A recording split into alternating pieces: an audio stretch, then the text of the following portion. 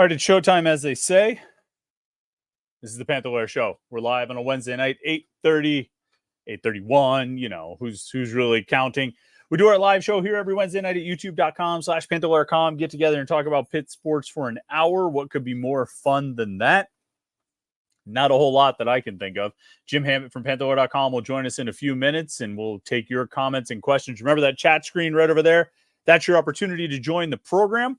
Put your comments, your questions over there. We'll have a little back and forth. We'll read your comments. We'll answer your questions. If you want to make sure your comment or question gets read and or answered, you can always be a super chatter, but there's only like 6 of you watching so far when we started up the show. So I'll have to mention that again in a few minutes. You know where to find the Pitt coverage that you want and so desperately need.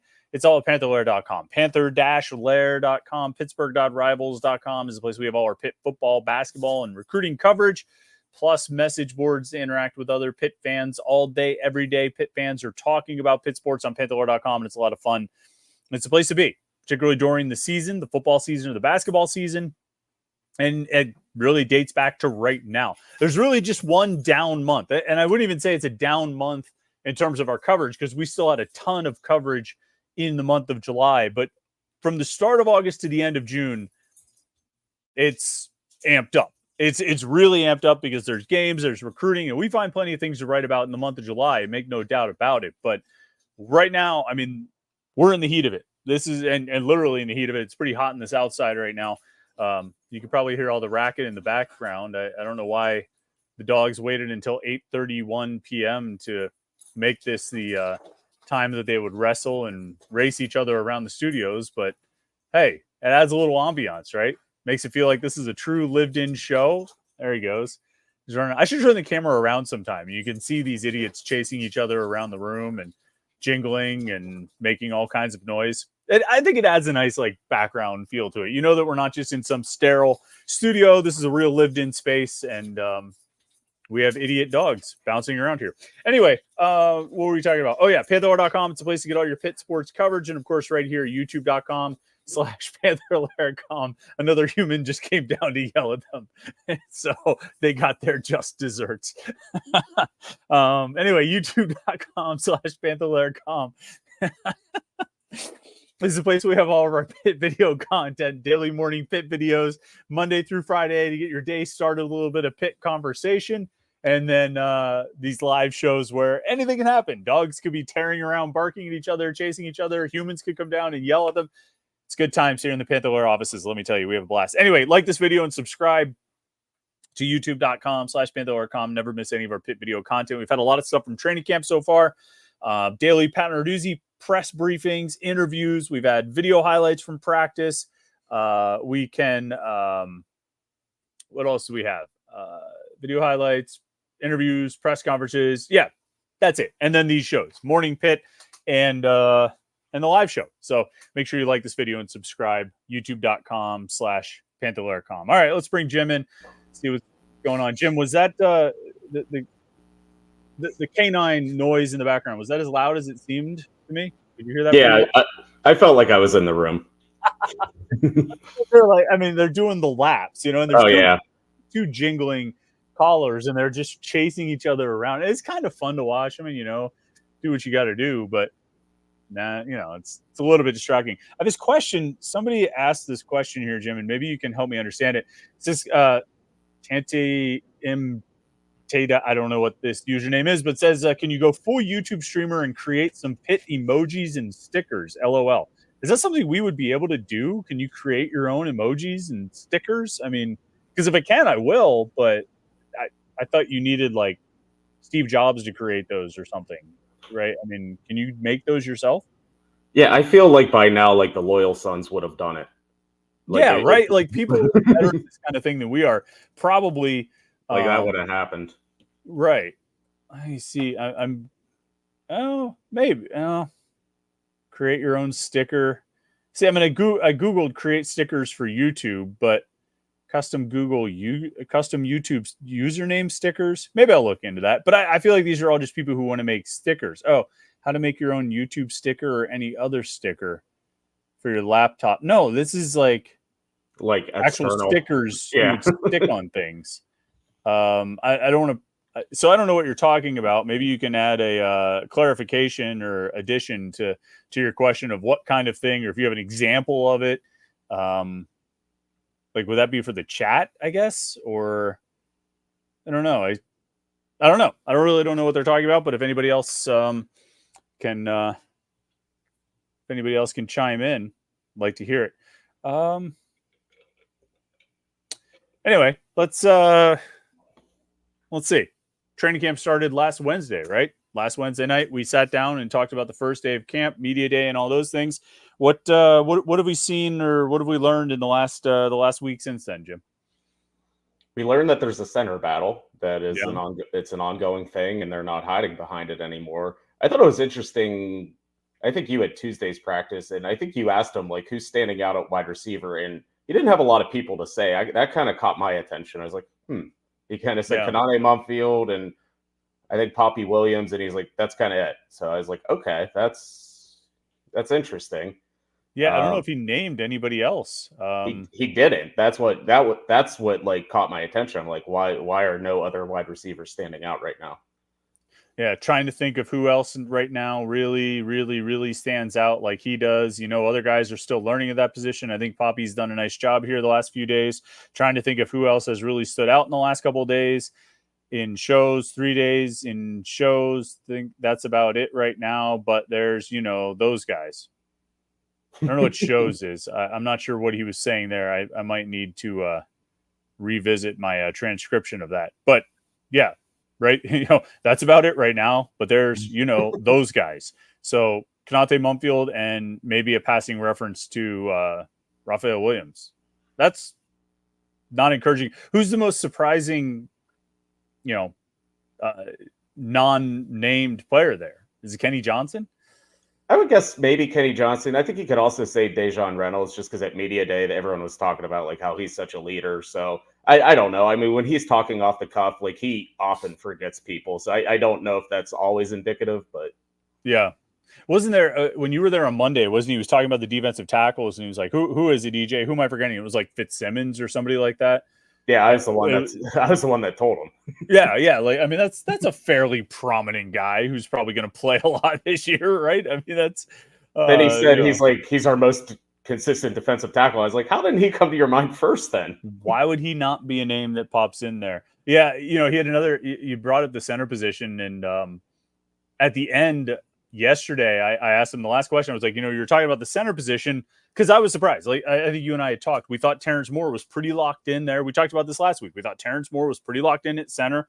Didn't really think there would be a battle, and so sort of surprised about that. So I asked him. I was like, I didn't want to say, hey, I thought Terrence was solid. What changed there? But I kind of asked that. I was like, you were talking about the center position. Did Terrence play well last year when he took over that job? I mean, when you finished the season, how did you feel about the center spot? Narduzzi, quote, he played good. I mean, he helped us win 3 games. Which, like, just like knocking on everyone. That's taking a shot. Like, we ask him about returning guys all the time. He has never said about any of them basically like, yeah, a lot of good that guy did us. We won 3 games. Like, that's the first time he's ever taken that particular shot. I was like, wait, what did Terrence do? You know what I mean? Like, what did Terrence do to be the guy who gets the, big deal, we only won 3 games last year treatment? I still think Terrence Moore is going to win that job. I don't know. Are you buying the Lyndon Cooper hype, or I still think it's going to be Terrence Moore? Yeah, I mean, I think he's given him a long look, but it was because we talked to Terrence on Monday. Like, he was one of the guys they gave us for interviews. So I don't know. I mean, I think both of them could play, and I kind of did like a little chat today, and someone asked like, if Cooper doesn't win the center job, can he play guard? And yes, like I think that's an option, and I think he would immediately go into that race if Moore ever kind of overtook the job, but. I mean, I think it kind of comes back to Terrence's injury. I mean, I thought he played well at the end of last season. He was obviously hurt during the spring, and that's kind of when Cooper sprang up there and kind of snatched it. Yeah, I think so too. And Narduzzi said, that he could play guard, he could do this or that, but don't really. It doesn't seem like they want to do that. And like you said in that chat today, I mean, Cooper doesn't want to do that. He wants to play center. So I kind of feel like they're going to roll with that. I think they'll roll with BJ Williams and Ryan Jacoby as the starting guards, and then Jason Collier's a backup there. Maybe Terrence Enos could be a backup at one of the guard spots. And then in a pinch, if you have to put Cooper in there, you put Cooper in there. But it seems like he's intent on staying there. So on this sticker thing, this guy says it's a chat feature. Popular streamers often have branded stickers that chat participants can use to interact during live streams. I can picture a screaming Narduzzi sticker after a loss. But like, do we post the sticker, or the participants use the stickers, and where it just shows up on the screen, I guess? Yeah, like, is it like an added to your like keyboard or something? Which, I mean, an angry Narduzzi like sticker to use on the internet would be great. Yeah. But yeah, that'd be a lot of fun. I wonder, like, I guess I have to create it or something. I mean, I wonder if there's like, I don't know, if there's a way for people to just do things like that. I'm opening the stream myself now to see if there's. I mean, you can do emojis in your chat. I don't really know. Somebody just posted a bunch of emojis, but I don't know what any of this stuff really. Yeah, like. But I don't think that's it. Those are emojis, right? Yeah, he says these are emojis, right? I get that those are emojis, but I don't get the sticker thing. I guess we'll have to look into that. You know, there's not enough going on right now. We'll take some time and look into it. It could be fun. All right, there's a lot of comments and questions in here. We'll just jump into these. We'll talk about things as we go. Josh Newark said, which compliance officer or academic advisor needs canned for the Bam Brima mess? This seems like Pitt did him dirty, unless I'm missing what you implied earlier this week. First of all, it wouldn't be which compliance officer or academic advisor needs canned for the Bam Brima mess. It would be which compliance officer or academic advisor needs to be canned for the Bam Brima mess. I mean, we don't have to lose. We can still have some, civility here. All I know about this Bam Brima situation, Jim, is that there was something that needed to be done in order for him to maintain his eligibility into his 6th year, and it didn't get done. And whether that falls on Brima, and it might fall a little bit on him, whether that falls on some people in administration, it might be a little bit on them as well. That's all I've really been able to piece together. It seems like an unfortunate situation. It seems like Bam Brima is not entirely blameless in the situation, but he's not also entirely to blame. So it's an unfortunate situation. It's a shame. And I can't say I ever really imagined to see a 6th-year guy who graduated more than a year ago. Because I went back and looked at his bio for last year's roster, the 2023 bio, and it already listed him as a graduate. So he's been graduated for at least a year, if not a year and a half, and possibly 2 years. Because again, this would have been his 6th season. Like, he's been graduated for more than a year, and he's ineligible. That's got to be some kind of record, I think, right? Like, for a guy to be a graduate and be ineligible. But I think you get into like bureaucracy and requirements and things like that, and you have to do all the things you're supposed to do. And it seems like at least one of those things didn't get done. So I don't know if anybody's getting fired over it, but I'm sure somebody probably got yelled at about it, and including probably Bam Brima at some point. Yeah, I just want to know, like, when they actually found it. Like, did they just like figure it out Monday? Right. It's like, okay, Bam, like, sorry, you can't play, and like, you reported to camp, you worked out the whole summer. Like, he just wasted, like, honestly, 6 months. Like, he went through spring practice. He could have been graduated, tried to transfer somewhere else. I mean, like, everything he just did for the past 6 months. So on that end, like, I feel bad for him, and obviously, I don't know what to make of Bam Brima and what he was going to, impact the team this year. I mean, I think we've seen him play for 5 years. He's had some moments. I think he's had a couple sacks throughout the years. He had a big play in the Peach Bowl even. So he's just kind of always been there, and he's huge, and he looks like an NFL player, and it's just never worked out for him. So I don't know how much it really impacts the team, but I mean, depth is depth, and he's, another end. Yeah. And he could, there was even a point where he played a little tackle earlier in his career. And I think even in the spring, I saw him get some reps in the interior. So he could have been like a swing reserve who could have backed up any of the D-line spots. And yeah, I mean, he probably wasn't going to make a huge impact in his final year, but probably better to have him than to not. And I wonder, and I have to check like the rules on this, but like, if he was ineligible, I'm not sure he can transfer to another FBS or FCS school if you were ineligible at your last school. Like, he might have to go to like a lower division, which might not be the worst thing for him. Maybe it gives him an opportunity to jump in somewhere and play. But yeah, it's unfortunate. I'd be curious about the timing as well. I noticed that he wasn't there on Friday. I don't know if do you remember if you noticed if he was there Wednesday morning's practice last week? It's a lot of guys to keep track of. That's like the first day, and I'm learning everyone's numbers. I don't think I had to like take note one way or another. Right. I would guess he wasn't there. I would guess it didn't just happen like after camp had started, but either way, I don't know. Weird situation, unfortunate, but it happens, I guess. Sophie Cox wants to know, you mentioned the weight room numbers for Francis Brew. Do you know who is the closest in both the squat and the bench? So Francis Brew is squatting 700 pounds and benching 475. Feels like he could probably get 495 up, and his goal is to do 500. It's ridiculous. I asked him how, when was the last time he tested, like the combine bench where you bench 225 for reps. And he said he hasn't done it since he got to Pitt, but he did it at home one time after a workout. At the end of a workout, he just wanted to burn out, just finish off whatever he had left. So he did reps of 225. He did 33 reps. The top D tackle at the combine this year, Jordan Jefferson from LSU, did 34. And so that was Francis Brew doing it before he got to Pitt at the end of a workout. I think if he did it fresh with after working at it and trying to even further develop that strength, which he obviously has a lot of, he can bench 475. I think he could get close to her into the 40s, which would be crazy. I mean, I have to look up what the NFL record is, but I mean, it could be a pretty ridiculous number. He's crazy strong, but we heard that last week at Media Day, right? Like, I think I had written it down. I think he got mentioned like 5 times as a newcomer who was impressing guys, and the ones who mentioned him, and Lyndon Cooper and I think it was Nate Matlack, those 2 guys in particular mentioned how strong he is. Like, do you have who would you guess is like the next guy, or who else strikes you on this team as like, boy, I bet that dude is super strong? I don't know. I mean, do you keep it at D tackle? Like, is it like you kind of need like those short arms to get like those like bench numbers crazy like that. So I don't know if it's like an interior lineman. I'm trying to like think back in the past, like last year I would have like thought like Devin Danielson at a time probably was pretty strong, and like some of those like David Green was actually pretty jacked. So I could have pictured him doing pretty well. So Anthony Johnson's put together. Johnson, we talked about that last week. Jasir Whittington has giant calves. He can probably squat pretty good, I would think. I don't know how his bench is, but I bet he could squat a pretty heavy weight. And we're talking about freshman year, which is wild.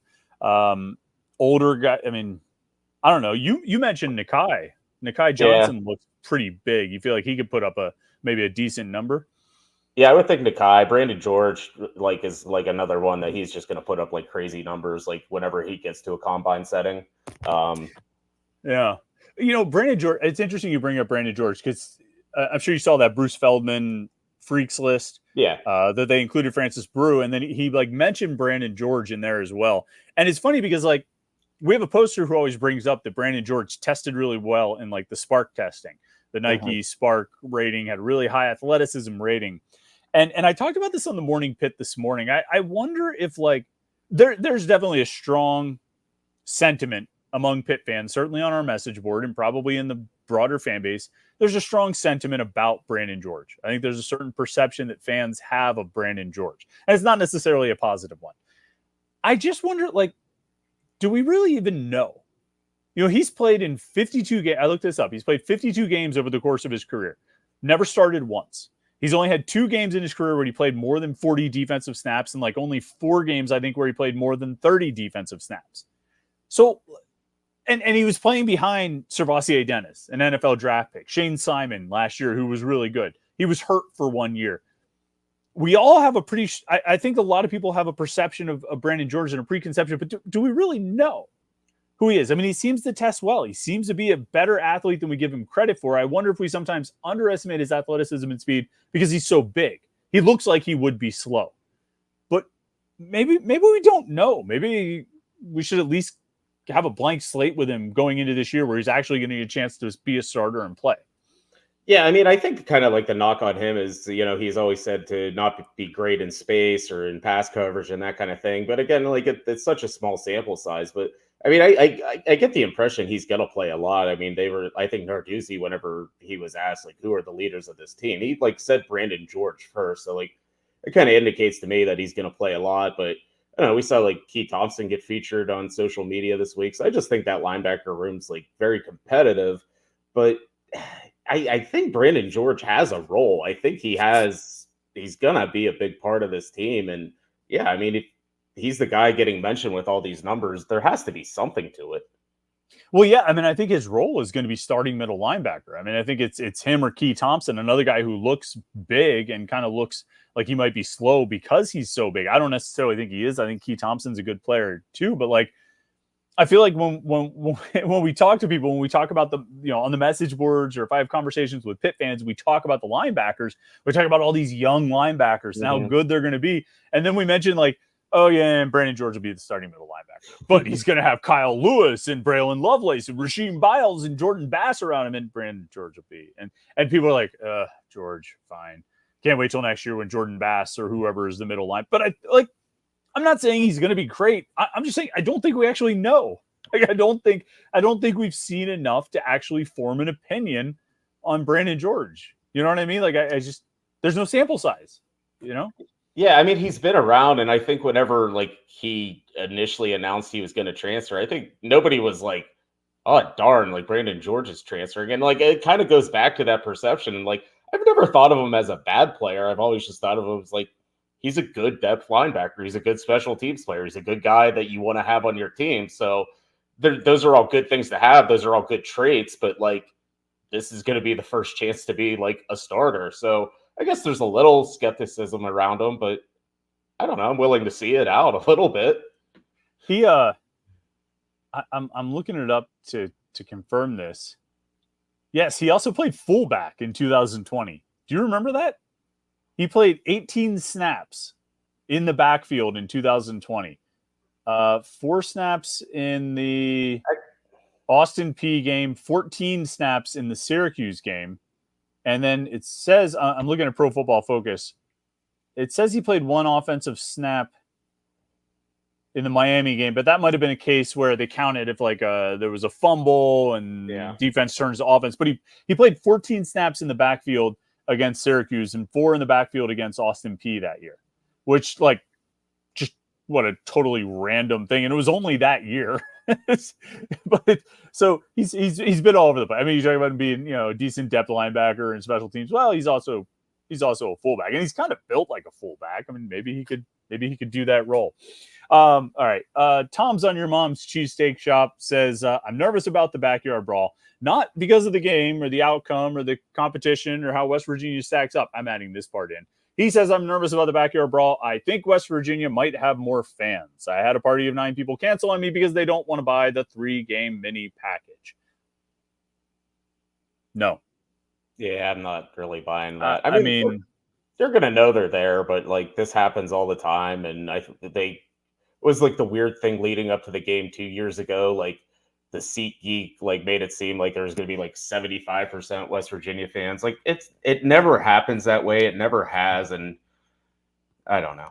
I wonder if there's ever been a game where the visiting fans did outnumber the home fans, like in a true home game, not a neutral field or bowl game or something like that. Like I'm trying to think if like Notre Dame played at, I don't know. I feel like Indiana or something, or I don't know. I've seen like Tennessee play at Vanderbilt and like a lot of orange, like Clemson at Wake Forest.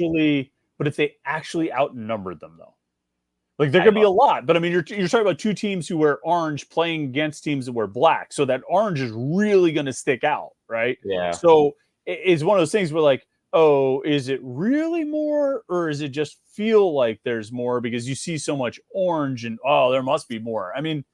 I would even bet like Clemson at Duke or something, football. Mm-hmm.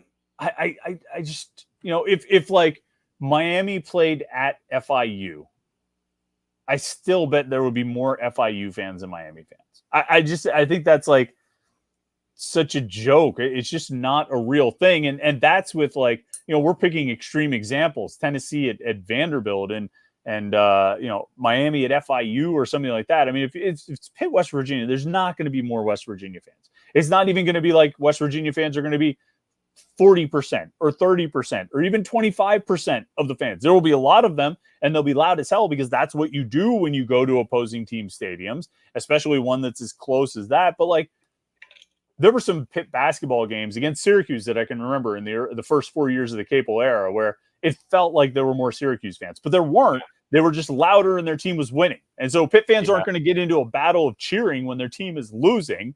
It sounds like there's more Syracuse fans. There aren't more Syracuse fans. They're just louder, and there's a decent enough number to make an impact. But that's not a real thing. They're not going to outnumber Pitt fans. No, right? I mean, it just is what it is. Ryan says, with the D-line size, how concerned are you with the rushing defense or with the linebacker and good safety, or will the good linebacker and good safety play make up for it? So D-line size has been something I think we both have been writing about since spring camp. We've been talking about it a lot. I'm coming around on the D tackles.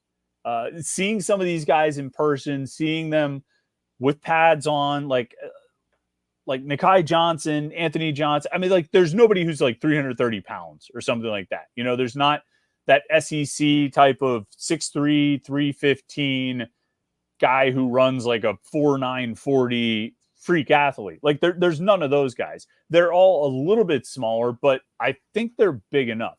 I'm a little more concerned about the ends, really, where like I was walking out of practice yesterday and I walked past the defensive ends and they all have knee braces on because they make all the linemen wear knee braces. And I really was like, if I took those knee braces off, I just think they were fat linebackers. Like, I'm not really,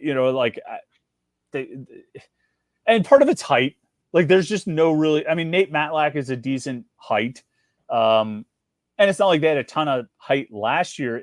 They just don't look like defensive ends. They all look like they're the same guy, and they just don't have the kind of size you like. Now, that doesn't mean they can't play. It doesn't mean they can't win at the line of scrimmage. I don't know about that group. So as far as the rushing defense, I think the key for the rushing defense this year, it'll be the tackles, but it's also going to be the linebackers, the outside linebackers, because I think that was a big part of the issue last year, was defending on the perimeter. I think it's what Virginia Tech attacked, right? I mean, you were down there at that game. They were attacking the perimeter, and Pitt's perimeter couldn't make the plays. And so if you get better play out of those positions and force the other team to throw the ball a little bit more, I think the run defense numbers improve. Yeah, and I don't know. Maybe we were like going too over the top, like kind of knocking them for their size. I mean, like, yeah, I'm with you on the defensive tackles. And I don't know, I guess you're just like, when you're around this program for so many years, like, you're used to like Haba Baldonado, Patrick Jones, Rashad Weaver. Like, you're used to seeing these like big, thick defensive ends. And like, all of a sudden it's like, oh, Matlack's kind of skinny. Oh, Sincere Edwards is like 6'1". Like, it's not the same looking kind of group, but like, I don't know. We still don't know how they're going to play. Like, we just keep saying, like, I don't know. We'll see how it goes. But yeah, I mean, I think I said the other day, like, yeah, it's a good thing Sincere Edwards is on the 2 deep. Like, that's exciting for him. Like, I think he has a bright future. It's also a little concerning overall for the team as well. Yeah, I'm getting more and more bullish on the tackles. I don't know what it is. I don't know if it's just seeing Anthony Johnson in person. It's rising optimism about Isaiah Neal, continuing optimism about Sean Fitzsimmons, And then I think I look at it. I think there's like a couple guys that I'm pretty confident about. I'm pretty confident about Sean Fitzsimmons. I really like the upside of the ad with Anthony Johnson. I like the upside of Isaiah Neal. And then like you've got like Nakai Johnson, Nick James, and then the freshman. It's like, well, you only need maybe one of those guys to hit. If you can get Fitzsimmons, Anthony Johnson, and Isaiah Neal playing at the level I think they can play at and will play at this year. And really, if you throw Nick James in, that's a 2 deep. Mm-hmm. But if you take those 3 guys, Fitzsimmons, Neal, Anthony Johnson, and then you just need one of Nakai or Nick James or the freshman to hit, like, I don't know. I feel like even if you took how many guys did I just name? 6, 7 guys? I think you said everyone except Elliot Donald among the defensive tackles. I'm Narduzzi, right? I'm Narduzzi. But I mean, if you put all 8 of those guys into like a Yahtzee cup and you roll them out, I feel like you got a decent chance of getting 2, 3, 4 that can play pretty well. Because I think there's like pedigree there. I think we talked about it last week. There's more former 4-star prospects at defensive tackle than any other position on the team. That's like 8 guys we just mentioned. 6 of them were 4-star prospects coming out of a high school.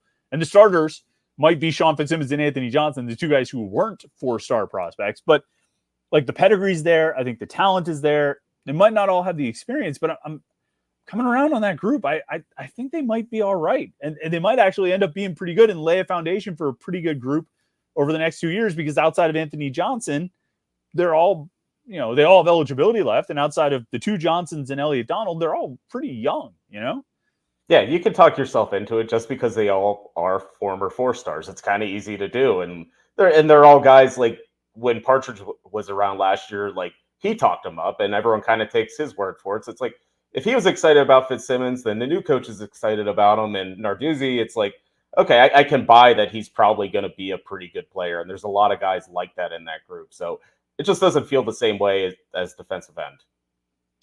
TRR later in the chat asked, predicted 4-man defensive tackle rotation. What would you say? What's going to be listed on the 2 deep? That first depth chart we get on August. What date would that be?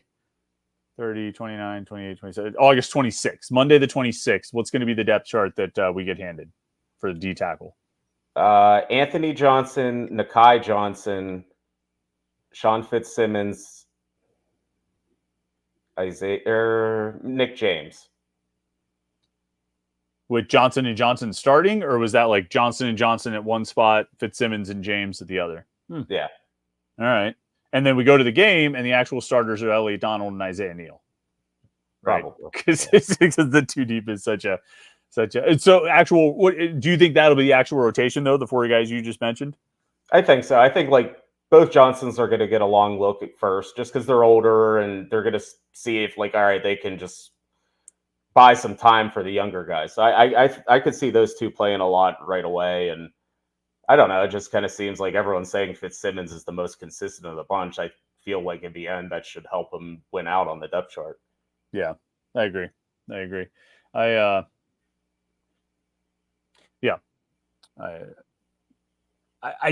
have a hard time seeing Isaiah Neal staying out of the rotation. I just feel like he's going to be. I think he's going to hit this year. I think he's going to play well this year, and he's going to. I could see him having the kind of season this year like Sam Okunlola had last year, which is maybe not consistent production start to finish, but by the end of the year, we're like, damn, that dude's good, and he's going to be one of the centerpieces, and hope you can keep him through the portal. You know what I mean, and not lose him in the transfer portal. But we could say that about it. If all of these guys hit, then they're all going to be a concern. Lots more questions and comments here I want to get into. But first, I got something. I'm going to see if this works now, Jim. But we've got a special message here from a friend of the program. Panther-Lair podcast. What's going on? Chris here from Chris Gates Fitness and the online fitness training camp. Thanks for giving me a few seconds to check in, tell you about what we got going on in training camp this month, because there's a lot happening and it's a lot of fun. We just released the August program a few days ago. People are jumping into the first week of their workouts here this month. The private group is full of discussion. People are having a blast, and I love to see that. So we're off to a good start. Later this month, we're going to be doing weekly football pick'em as a group. I'm going to give away free supplements to people who win the weekly pick'em poll. We're going to be giving away a treadmill in September because we're doing a step count challenge. So there's lots of fun stuff to come. Obviously, we're going to have a lot of discussion here as football season gets rolling as well. Hopefully, Pitt's offense can score more than like 20 points a game. Really hoping for that. But I would love to see you in training camp. The code Panther-Lair can still get you a discount on your first month if you're interested. Hope to see you there, and I'll talk to you in training camp. How about that? Chris Gates joining us. You like that? I thought somebody already like made the sticker of like Narduzzi. I was like, oh, I don't know what's coming. That would have been so sweet. But no, go check it out. ChrisGatesFitness.com/Panther-Lair. He's got his training camp going on. It's awesome. And shout out to Chris. I appreciate it. If he wants to get the right message across, that's the way to do it. Just tell the message himself. But yeah, everybody should go check that out. It's I think he's got I think the big discount already ended, but you can get another discount with the promo code Panther-Lair. So go to ChrisGatesFitness.com/Panther-Lair, and when you sign up, use the promo code Panther-Lair. Josh Newark wants to know, do you and Jim start the stream with quiet time? And is this something new with Pitt? So the quiet time thing, they've been I mean, of course, they've been promoting it on social media because you can't do anything and not promote it on social media. It seems like every morning they have some topic or something that they talk about with the team. They call it quiet time. They've always done this, and they'll have different staff members and even players take a topic or an idea or a concept or a word and speak on it during the team meeting during training camp. I guess they're calling it quiet time this year. I don't know if they called it quiet time before, but I mean, it's always, it's consistency, toughness, attitude, knowledge, perseverance, et cetera, et cetera, et cetera. All those things to try and get your mind right before you go out to football practice, right?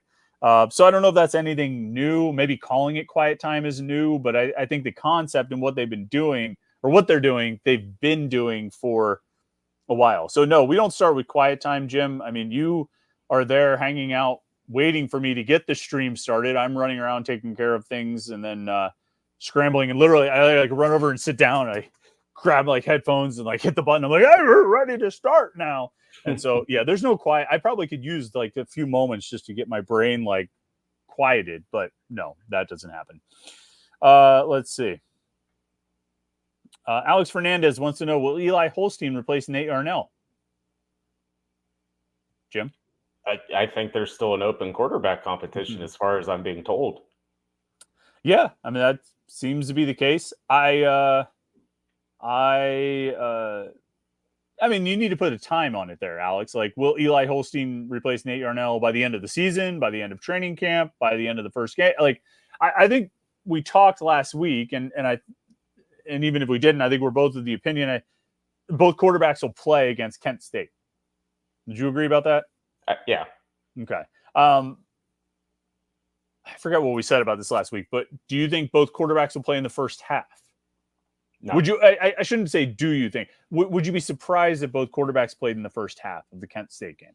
I would be, and like it would have to be like 35-0 immediately, which there's no chance of that happening. So I think they're going to give Yarnell like the starter reps, and probably Eli, if they're comfortably winning in the fourth quarter, he'll play. And I think that's kind of what they did last year. I think Christian Veilleux, everyone was wondering like, when are you going to put him in? Like, what are you doing? And he played like the fourth quarter. Was that I forget what the Wofford score was. Did they blow them out? I mean, it was like 55-7, I think. Really? Yeah. 45-7. Wow.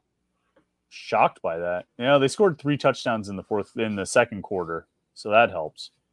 Did they have a defensive score or something? No. Oh yeah, Phil had a 23-yard run. How about that? Oh yeah, Veilleux threw a touchdown pass to Jake McConaughey. Wow. And he was Pitt's leader in receiving yards with 39 yards. Each team's leader in receiving yards in that game caught one pass. McConaughey caught one pass for 39 yards and a touchdown. Nobody else had more receiving yards. Wofford's leading receiver, at least in terms of yards, had one catch for 75 yards. And that was it was credited to being on Rylan Gandy. But the Wofford receiver like pushed him out of bounds. Oh yeah, I remember that. And ran 75 yards. So if you look on Pro Football Focus, like Rylan Gandy has allowed one reception on one target or something, and it's a 75-yard touchdown. Even though you go watch the film, I mean, it's go watch the film. What am I? I sound like an idiot. You go watch on YouTube, and you watch highlights of that touchdown, and you're like, this is absurd. Like how? Like this is clearly a offensive pass interference and a push off. But. No, the thing I'll keep coming back to with the quarterbacks, at least as far as is there a template for what this could look like, is 2015. In the Youngstown State game that year, the opener, Chad Wojcik, played the first 2 series. Nate Peterman took the second 2 drives, but his second drive was a 1-play drive, and he threw an interception, and he didn't play again in that game. The next game, though, they went back to it. They did 2 drives for Wojcik, 2 drives for Peterman, and that was it. Peterman pretty much won the job for the next 2 years in those second, the third and fourth drives at Akron in week 2 of that season. I don't know if I see them going 2 on, 2 off in the Kent State game, but if it's as much of a competition as we're being told it is, I'm not ruling it out. I wouldn't be surprised if there were reps or 1 drive even for Eli Holstein in the Kent State game. You say, maybe if they're blowing them out, I don't know how much they're going to blow out Kent State. I don't think Kent State's very good, but if they hold the offense back, I don't know what kind of blowout they might be able to engineer. You should be able to beat Kent State comfortably, in which case I think there's value in getting him some work, getting Eli in the game, even early in the game, first half. I mean, I guess it kind of comes down to, like, if they come out, like, sometime in the next couple of weeks and just say Nate's the starter. Like, if there's, like, a clear defined winner of the job, then I think the winner of the job is going to get the bulk of the. But if they're still, like, him-hawing, like, the week of the game, then it might play out differently. But I'm kind of expecting them to come to some sort of conclusion going into game week. I think they're going to break camp knowing who the starting quarterback is going to be. It'll be interesting if Narduzzi waits until that Monday and says, yes, Nate Yarnell will be our starter against Kent State. You know what I mean? Like something that's clearly naming him the starter, but it leaves just enough wiggle room of, like, well, I didn't say beyond Kent State.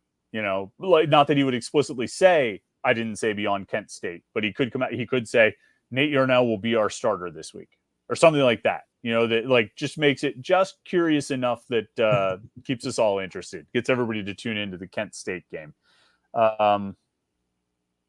More questions about the game. More questions about the NCAA college football game. Did anyone else notice after College 25 did an update, they changed the Pitt starting quarterback to Eli Holstein? Do they know something we don't? Jim, you're our man on the field here. What's the latest? I thought he was the starter already. I don't think the update changed anything, like, in the game.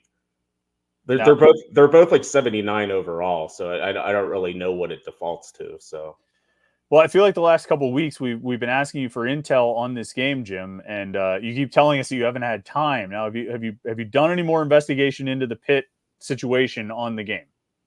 I really haven't. Unfortunately, like, work started, and I've been kind of doing, like, real football instead of virtual football.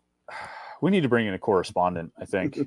We need someone who watches this show, who knows the game well, and can be our virtual correspondent. You know what I mean? Like, we need someone who can answer all the questions we have about rankings and ratings and who's good and what kind of plays they run and you don't even know if they had an option play in the playbook. Yeah, we just need, like, someone to, like, play out, like, a season week by week in real time, like, with the show. Like, yeah. So whatever Pitt plays Kent State, like, this guy has to go and play Kent State. Yes. And like, don't play ahead. Like, only play that game. Like week to week. Play it on Wednesday, and then tell us, like, what has been happening and where his team is. And actually, that's good. We need a correspondent from this. We'll take volunteers. People can reach out via Twitter. To you or me. And then also we should rack our brains to see if we know of anyone who would be it's got to be someone young, right? Like, we can't have somebody in their 40s in here. We need somebody in their 20s. Yeah, we can work on someone. Or, right. We'll put some applications out, get some feelers on the message board, something. Think any of the Loyal Sons? They probably play, but they're probably going to do this on their show. They probably already started doing this on their show because they're way ahead of the or they just took our idea. They probably did. They probably have stickers already, too. Well, they don't have stickers. They didn't have stickers, but they started getting stickers. However it is that you do that, they figured out how to do it, and they're probably going to have it on theirs. We got to stop giving away all the good ideas. This is like free information. Maybe Noah. I wonder if Noah seems like... Noah's pretty busy with baseball, but I bet Noah plays. Yeah, he has the game. Yeah. Noah would be a good person to interview about, like, each week, like how a season's going. Yeah, he would be like all cagey about injuries, and like he would say, we would ask him something, I have to watch the tape and stuff like that. We better ask Noah. He's not going to be available every Wednesday night at 8:30 to come and talk to us about this. Although if he did it from the Pirates press box, that'd be funny. That would be sick. But all right, we got a lot of good ideas in here. Let's not forget about these in 20 minutes when we're done. But that'll be interesting. We'll have to get a correspondent. Alex Fernandez clarified he meant, will Eli Holstein replace Nate Yarnell by week 4? Jim? I don't know. I was asked in my chat which backup quarterback in Pittsburgh starts the game first, Justin Fields or Eli Holstein. I like that, and not due to injury. That Not was due a to injury. like not due to injury, just who earns a job either by outplaying the presumed starter or by the presumed starter being so bad that they go to the backup. I saw the question. What was your answer to that? I said Fields just because it kind of seems like, I know it's not due to injury, but like, I don't know, Russell Wilson like hasn't practiced every game and like, or every day, and he's not playing in the preseason game tomorrow or Friday, whatever it is. So like, it kind of already seems like Fields is getting that crack that maybe Holstein isn't. I don't know. It's a good question, and It's a great question. And you can talk yourself into both answers. I like that question a lot. I was actually going to put it on Twitter as a poll question just because I'm really curious to see what people have to say. But I didn't want to steal. I didn't want to steal the question from our loyal Panther-Lair subscribers. But yeah, I thought that was a great question. TRR says Pitt still needs an out-of-conference opponent for Labor Day weekend 25, right? I have a weekend in Pittsburgh that weekend. I have a wedding in Pittsburgh that weekend. I would like to catch a Pitt game. I think they still have that open. They have the Central Michigan game and a West Virginia game scheduled for September 6th and September 13th. So the 6th, well, it depends. What is September 6th? Is that would be... That's Central Michigan, West Virginia is the 13th, Notre Dame is TBA. So Labor Day would be on September 1st then, right? So Labor Day would be on September 1st. I wonder if they would have an August 30th game. You know what I mean? Yeah, probably. I mean, they would probably start before Labor Day weekend, right? So they would need. It's probably going to be an FCS team then. I haven't seen anything announced. Have you? No, but I would. Okay. I don't know if they, because there's always like that rumor that they're gonna play Duquesne one of these years, or I don't. Like, I don't know if that's set in stone, but like people keep hinting at it. So right. Were you just looking at our thing online, or were you looking at college football schedules? The college football schedules. Oh, okay. They only list those games. Yes. Okay. 25. Right. Yeah. Central Michigan, West Virginia, Notre Dame, Miami, UCF, Wisconsin in 26. I actually need to update ours because I don't have the UCF game on there.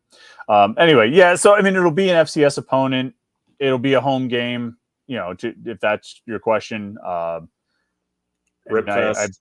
It'll be Saturday. Yeah, it'll be Rib Fest, standard.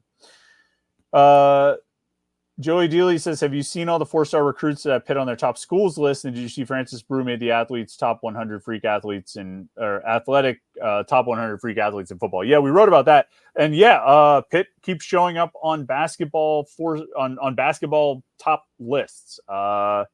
You actually had a good breakdown. Somebody asked you like what would be, I forget if somebody asked you to predict Pitt's 2025 recruiting class.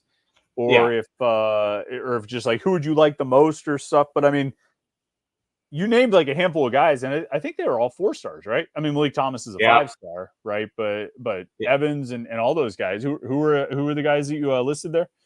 Isaiah Dennis, Davion Hanna, Derek Dixon. Obviously, they've been on him forever. Right. For whatever reason, and like we kind of need to fix this, is like Amari Evans is like unranked and he's like a 4-star like on every other recruiting site. But yeah, he's a big time recruit as well. So like he's like a 4-star, I guess, if you want to call it like that. I forget who else I mentioned, but I think those are the guys that either have visited or have visits scheduled. Right. It's an impressive group. And that's something we've talked about in the past, is this trend where Capel, I feel like his recruiting has improved in the last like 2 years, 3 years. You look at, I think we talked about it before, like all the 4-stars that he's signed since he got to Pitt, all but 2 were in like the last 2 classes. You know what I mean? Like I think he has stepped it up, and I think this 2025 class should be another one that's kind of packed with the goods, right? I mean, it seems like this should be another really good class, doesn't it? It does seem that way, and I think like you're kind of just waiting for some dominoes to fall. You're kind of see like what Malik Thomas does, what Derek Dixon does, and like September is actually when a lot of this happens for college basketball. It's not quite as pronounced as June in college football. This probably like I kind of almost want to give like our guy Houston the same question. Like, what are you seeing or what are you hearing right now? Because like they're in on a lot of really good guys right now, and it's kind of it's a lot different than it was like 5 years ago, wherever it's like everyone would always be like, why is he wasting his time with this 4-star or 5-star? They're never going to come to Pitt. But like now it feels like, yeah, he's probably going to get one or two of them. Right. Yeah, it's impressive, and it's a product. I think it's a product of a lot of things. Certainly, the winning in the last 2 years is a big part of it. But I think just some of the things he's talked about with how they're able to recruit and getting past the pandemic. I think he's telling the truth about it. And Jeff Capel, I'm talking about, and I think he's being sincere, and I think he's accurate, and I think it's been paying off. We got about 10 minutes left. Real quick, I got to talk about HomeField. You guys should not leave because we've got some good questions here. We're going to jump through all of them. But before we do, I have to talk about HomeField. HomeFieldapparel.com. Everybody knows about HomeField, how they make some of the best college sports gear that you're going to find. Great Pitt stuff, great stuff for like 80 or 90 schools all over the country. Their collections are the best collections for each school. It's the highest quality shirts you're going to find, sweatshirts, joggers, hats, all these different things. And right now, actually, start on August 9th, on Friday, at 10 a.m. Eastern time, they're putting on sale the platinum boxes. And there's about 80 teams that are going to have these platinum football boxes. And it's outstanding. They contain 3 never-before-seen items for your school that are not available anywhere else. They're curated so fans have new gear to wear all season long. There's sweatshirts and T-shirts and all that stuff suitable for all weather conditions. And Platinum Box VIPs will receive additional exclusive items like a new hat or a ringer for Platinum VIPs only, a VIP koozie, the 2024 Platinum Pass, which guarantees 20% off and early access to your school's football releases throughout the season. People always miss out on HomeField stuff because they release it and it sells out like that. Well, if you are a Platinum Pass holder, a Platinum VIP, you get the early access and you get 20% off. If you go on to HomeField right now, you can use our promo code PIT24 and get 15% off your order. But the time and the date to remember is August 9th, 10 a.m. Sign up. You can get you can go buy the Pitt Platinum box. It's going to sell out and you're going to miss out on some really sweet gear. I actually retweeted it. They released what it looks like the other day. It's incredible. The stuff in there is awesome. All of HomeField stuff is awesome. It's vintage and retro, but it's also modern. It's unlike anything you've ever seen, but it's immediately recognizable as Pitt, and it's on the highest quality shirts that you're going to find, highest quality materials. It's outstanding stuff. HomeFieldapparel.com, promo code PIT24. All right, let's jump in here. Byron Flex says, agree or disagree, college football is more popular since NIL in the portal. So much for the get off my lawn. I'm never watching another game. College football is over. I don't know. Is college football more popular? The ratings were up last year, right? I think the rating, I think I remember seeing that like mid-season on, ratings were higher than they had been. I think when the popular teams are good, ratings go up, and popular teams were good. I mean, Michigan was very good, right? Ohio State was Ohio State. I mean, like, I don't know if college football is more popular than ever, but it certainly hasn't decreased in popularity. That's kind of how I feel. Like I didn't expect like the sport to dwindle like immediately. Like I think when people talk about like in those terms, it's like if there's like this ever another big split, if there's only like 20 big teams and like what happens to, like the Pitt and the Marylands and like the schools like that. Like, I think that's what people are afraid of. But like right now, as it is, like it's a good product and people seem compelled by it. And, with the video game coming out and everything like that, like college football is kind of rolling right now. Yeah. Yeah. I think you'll see it on a local level would be where you might start to see some of that waning of interest, but I don't know if it's happened yet.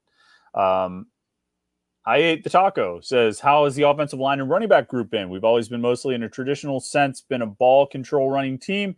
Will the running game come back to light? I don't think there's going to be a point, maybe like individual moments in games where you would say they're a ball control running team, but for the most part, I don't see them really attempting to be that or approaching that.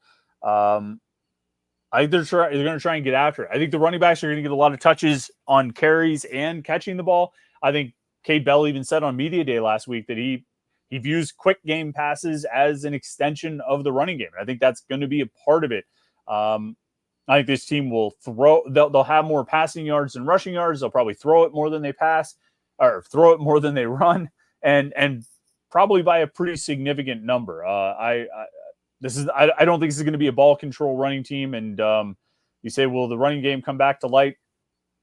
I'm not sure really what you're referring to. I don't think it's going to look like it looked the last few years, and they're not going to lean on it the way they leaned on it the last few years. Yeah, I mean, to ask like how the groups have been. I mean, like yesterday was like the first full day at Pats. It's kind of hard to evaluate an offensive line until they're actually going after it. But I mean, I think we know they have some strong pieces. I think they're pretty good at tackle. I think they're going to be able to come up with 3 interior guys. So, I mean, I think it's going to be better than last year. I mean, Pitt was like 110th in rushing last year, which is absurd with like a Frank Cignetti called offense. But no, I mean, it's going to look different. I think it's going to be effective within the confines of them playing with tempo. Like, I think there's going to be a space for the running game, but it's just not going to be that like ball control running game. Ryan says, with all the great talent at linebacker and safety, is there any way we can mix around and try to get maybe one of the linebackers edge rushing on third down, or a safety possibly doing corner? They kind of do that, Ryan. The third down package they've used since Pat Narduzzi got here, they call it the Delta package, is effectively a 3-4 defense. They go with 3. It's not a 3. It's more of a 3-3-5. Well, yeah, it's like a 3-3-5, right? I mean, because it's like 3 down linemen. They have 3 linebackers with one of them rushing off the edge, and then they bring in an extra defensive back. Typically, it's been a safety most often. Occasionally, it's been a bigger corner. During the 21 season, it was John Patrician playing that role because he was a former safety, and they kind of play in the box. It's almost like a 3-4 personnel wise. It's a 3-3-5. It kind of acts like a 3-4 a little bit, but there is like a linebacker who's sort of that edge rusher, that who's the guy from Michigan who the Steelers had? Why am I drawing a blank on his name? Edge rusher. Lamar Woodley. Like a Lamar Woodley, a James Harris. You know what I mean? Like somebody, they don't have guys that are built like and do what Lamar Woodley and James Harris do. Like that role. You know what I mean? And that could be a Jordan Bass doing that. That could be Cam Bright would do that. Cam Lindsey eventually will have that kind of role. Braylon Lovelace, Rasheem Biles would be a monster coming off the edge like that. They do use a linebacker as an edge rusher on third down, and then they bring in an extra defensive back. And Rashad Battle has had that role in the past. I could see him taking that job again this year now that he's healthy. Or with all the safeties they've got, they could bring in Cruz Brookins to play. It's like a nickel safety. It's like a star linebacker. They actually call it the star. So it's like the star linebacker of that defensive package, whereas the star linebacker in their base 4-3 is to the wide side of the field. So, I mean, you could have Cruz Brookins play there, Jesse Anderson. They have a lot of options, but what you're describing, Ryan, they pretty much do, right? Yeah, I would say so. And I mean, how about Cruz Brookins again? Like, I think they tweeted out another play of him having an interception. So when you go to practice tomorrow, there'll be another takeaway sticker on his helmet. So, he might be the guy for that job. That kind of seems like he should be out there. Yeah. It's funny. They edited that to make sure we didn't see who threw the pass. Yep. Because that wasn't like a tip drill. Like, I think if it was like a tip drill, it goes off the receiver's hands or something, they would show the whole play. But boy, they made sure to cut that without the quarterback in view of a pass that, like, he clearly just made a great play on the ball. And, I'm not sure if there was a receiver too close to that, but it was funny how they edited that. But yeah, who else has multiple takeaway stickers is Cameron Lindsey. I noticed this yesterday in practice, has 2 on there, and they ran a few 11-on-11 drills. And like Jesse Anderson made a couple plays, but there was one play where Anderson and Cameron Lindsey closed on poor little Devin Whitlock from Bell Vernon, who's a tough kid, but he's a little bit smaller. But those 2 closed on him and just lit him up, and they closed fast. We actually got a photo of it. I think I have it. It might be on the front page of the site right now, but it was a heck of a play. Cameron Lindsey's going to be really good, I think. I think he's going to play this year. He should play this year on special teams, maybe a little bit of defense, but definitely special teams. And I think he's going to be really good. And as a 4-star guy, we talk about 4-star guys. I think Cameron Lindsey's going to find himself out there sooner rather than later. But that's getting down the road. They Yeah. shouldn't need him as an outside linebacker this year. Maybe he can replace Brandon George and be the middle linebacker. You know, everybody wants to replace Brandon George, so maybe he's the guy. Probably not, but he'll play on special teams. All right, it's 9:30. It's time for us to move on. It's time for me to go to bed. It's way past my bedtime, Jim. So I'm going to call it. The dogs have passed out. They're snoring over there. Too much excitement in their night. But we appreciate their contributions as always, as well as yours. We appreciate everybody who chimed in on the chat. It's always fun to have you guys ask the questions and post the comments. Tomorrow, or was today? Today's Wednesday. Tomorrow's Morning Pit. We're going to talk about the offensive line a little bit. Then we'll have the Morning Pit mailbag on Friday. Lots of coverage from training camp at Panther-Lair.com. So make sure you check out the website, Panther-Lair.com, Pittsburgh.rivals.com. And don't forget to like this video and subscribe, YouTube.com/Panther-Lair.com. Jim, thanks for your time. Thanks, everybody, for hanging out tonight. And we will catch up with you tomorrow for the Morning Pit, next Wednesday for the live show right here, YouTube.